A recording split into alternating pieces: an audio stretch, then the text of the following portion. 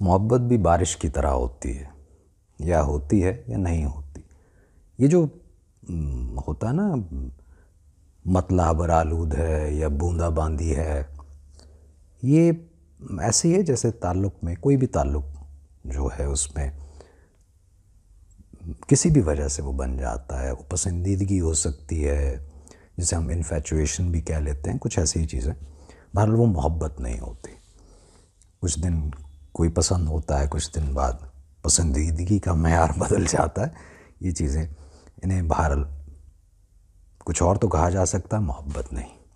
खैर, दीप्ति मिश्रा के दो शेर याद आ रहे हैं कि वो नहीं मेरा मगर उससे मोहब्बत है तो है, वो नहीं मेरा मगर उससे मोहब्बत है तो है, ये अगर रस्मों रिवाजों से बगावत है तो है।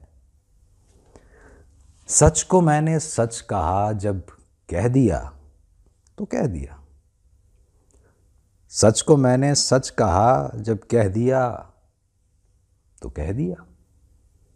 अब ज़माने की नज़र में ये हिमाकत है तो है।